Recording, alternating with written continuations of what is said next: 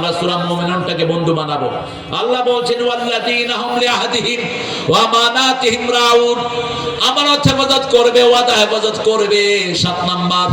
8 নম্বরে হলো আলা সালাওয়াতিহিম ইউহাফিজুন, 5 ওয়াক্ত নামাজ হেফাজত করবে। সর্বশ্রেষ্ঠ হলো আসরের নামাজ। কোন নামাজ? হাফিজু আলা সালাওয়াতি ওয়াস সালাতিল ওয়াসতা ওয়া কুমু লিল্লাহি কানিতিন। আসরের নামাজ হেফাজত করো।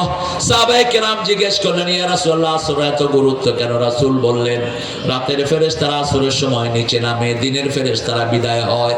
দিনের ফেরেশতারা বিদায় হওয়ার সময় দেখে লোকটা নামাজে দাঁড়ানো, রাতের ফেরেশতারা এসে দেখে নামাজে দাঁড়ানো। 24 ঘন্টা তার আমলনামায় নামাজ হয়ে যায়। এই জন্য আসর যারা কাজা করে এদের জীবনে সব আমল বরবাদ করে দেন কে?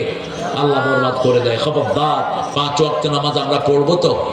আমরা এমন দল করব যে দলের নেতাও নামাজি, কর্মীও নামাজি। ঠিক না? ঠিক। আল্লাহ যেন আমাদের ঐক্যকে টিকিয়ে রাখেন, আমরা বলি আমিন। এই 8টা কাজ যারা করবে, আল্লাহ বলছেন উলাইকা হুমুল ওয়ারিসুন আল্লাযীনা ইয়ারিসুনাল ফিরদাউসা হুম ফিহা খালিদুন। এদেরকে জান্নাতের ওয়ারিস বানিয়ে দিচ্ছেন কে?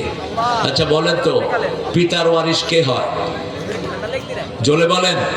ছেলেরা হয়। আল্লাহ বলছেন এই 8টা কাজ যারা করবে, আমি আল্লাহ তাদেরকে জান্নাতুল ফেরদাউসের ওয়ারিস বানিয়ে দিচ্ছি।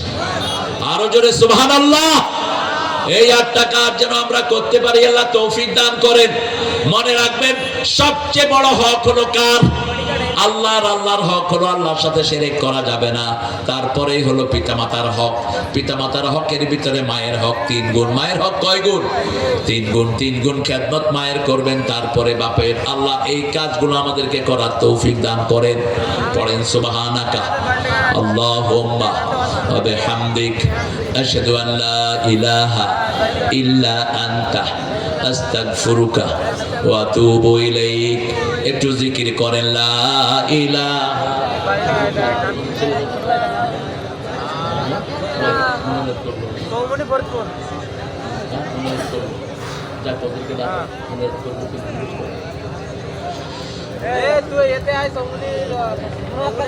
সুবহানাল্লাহ আলহামদুলিল্লাহ লা ইলাহা ইল্লাল্লাহ।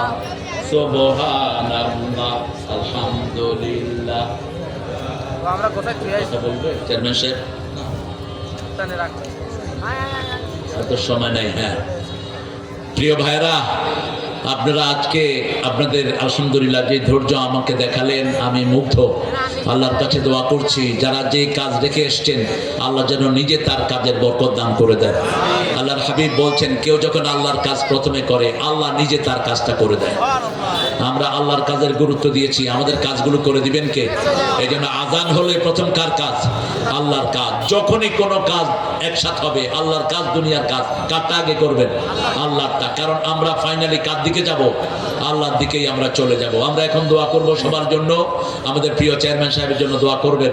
আমাদের প্রিয় আজকের সভাপতি, অনেক সামাজিক কাজের সাথে যিনি জড়িত, তার 2টি সন্তানের জন্য দোয়া করবেন।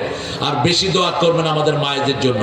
আমাদের মায়েরা, যেই ঘরে মা বেশি ওই ঘরে বরকত বেশি। যেই ঘরে মেয়ে আছে সেই ঘরে জান্নাত আছে।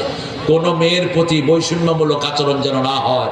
খাওয়া দিতে আগে মেয়েদেরকে দিবেন, তারপরে ছেলেদেরকে। জমি বন্টন করতে আগে মেয়েদেরকে দিবেন, তারপরে ছেলেদেরকে। এগুলো বিস্তারিতভাবে আল্লাহ ইসলামে সব বর্ণনা করে দিয়েছেন। আর চলতি পথে আমাদের পুলিশ ভাইদেরকে সহযোগিতা করবেন, এদেরকে সম্মান প্রদর্শন করবেন, এদেরকে খাওয়ার ব্যবস্থা করে দিবেন, এদের একটু খোঁজ খবর নেবেন। এরা বাপ মা ছেলে সন্তান ছেড়ে মাসকে মাস বছরকে বছর আপনাদের ডিউটিতে পড়ে থাকে। এরা যেন আমাদের একটু অনুকম্পা পায়, আমাদের একটু আদর ভালোবাসা পায়। এদেরকে দূরে সরিয়ে দিবেন না।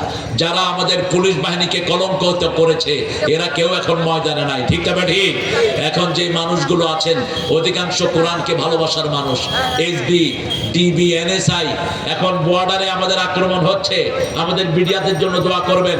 আমি কালকে রাতেও বলেছি, বিডিআররা তোমরা মনে করো না তোমরা একা।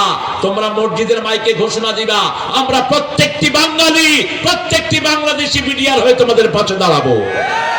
আমাদের আল্লাহ বলেছেন ইনয়াকুনা ইসরুনা সাবিরুনা ইয়াগলিবু মিয়াতাইন, তোমরা যদি 20 জন ধৈর্যশীল মুমিন হও 2200 কাফিরের উপর আমি বিজয় দান করে দেব।